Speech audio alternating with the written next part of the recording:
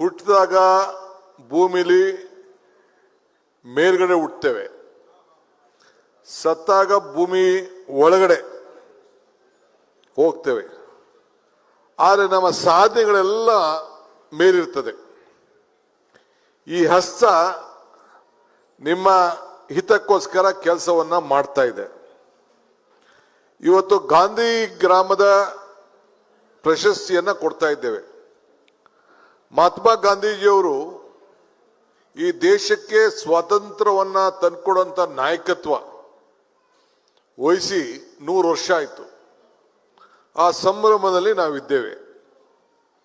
ಆ ಸ್ಥಾನದಲ್ಲಿ ಇವತ್ತು ನಮ್ಮ AICC ಅಧ್ಯಕ್ಷರಂತ ಮಲ್ಲಿಕಾರ್ಜುನ್ ಖರ್ಗೆ ಅವರು 100 ವರ್ಷದ ನಂತರ ಈಗ ಪ್ರಿಯಾಂಕಾ ಖರ್ಗೆ ಅವರ ತಂದೆಯವರು ಅವರು ಗಾಂಧೀಜಿಯವರು ಕೂತಂತ ಜಾಗದಲ್ಲಿ ಇವತ್ತು ಅವರು ಕೂತಿದ್ದಾರೆ.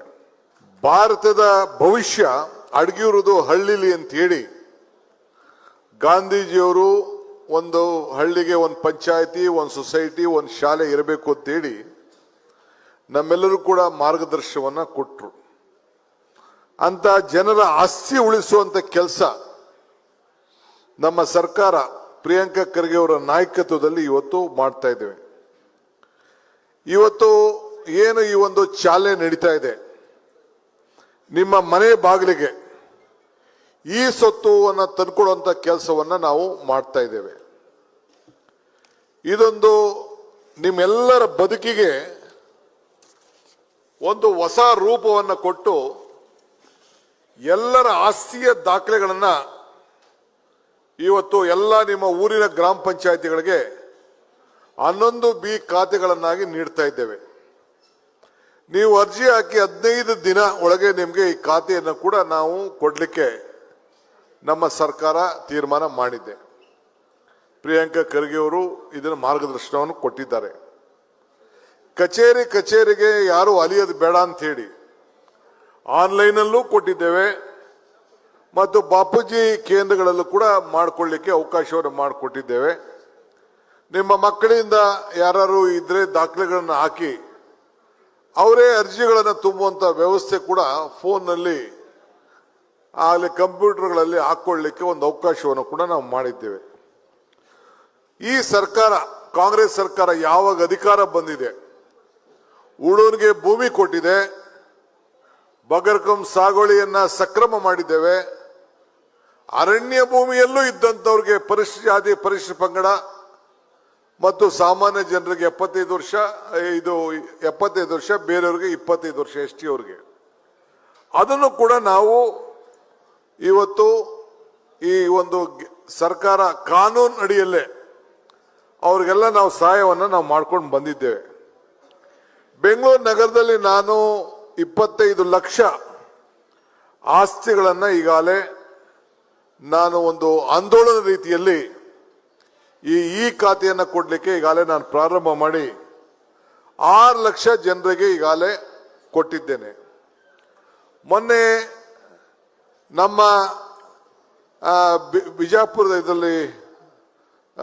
ಇದರಲ್ಲಿ ಬಳ್ಳಾರಿ ಜಿಲ್ಲೆ ನಮ್ಮ ವಿಜಯನಗರ ಅಲ್ಲಿ ನಮ್ಮ ಕೃಷ್ಣ ಬೈರೇಗೌಡರು ಮತ್ತು ಪ್ರಿಯಾಂಕಾ ಖರ್ಗೆ ಅವರು ಇಬ್ರು ಸೇರಿ 1,11,11,111 ಜನರಿಗೆ ಈ ಒಂದು ಏನು ಹಳ್ಳಿಗಳಲ್ಲಿ ಗ್ರಾಮ ಪಂಚಾಯತಿ ವ್ಯಾಪ್ತಿಲಿ ಇರಲಿಲ್ಲ, ನಾವೇನು ಹಿಂದೆ ಖಾತೆಯನ್ನ ಕಾನೂನನ್ನ ನಾವು ಮಾಡ್ದೋ, ಆ ಗ್ರಾಮಗಳನ್ನ ಸಕ್ರಮ ಮಾಡ್ದೋ, ತಾಂಡ್ಯಗಳು ಬೇರೆ ಬೇರೆ ಏನೇನು ಇತ್ತು ಅವೆಲ್ಲ ಕೂಡ ಹಕ್ಕುಪತ್ರ ನೀಡಿ ಇವತ್ತು ನಾವು ಅವ್ರಿಗೆಲ್ಲರೂ ಕೂಡ ಶಕ್ತಿಯನ್ನು ತುಂಬುವಂತ ಕೆಲಸ ಕೂಡ ನಮ್ಮ ಸರ್ಕಾರ ಇವತ್ತಾಗಲೇ ಮಾಡಿದೆ.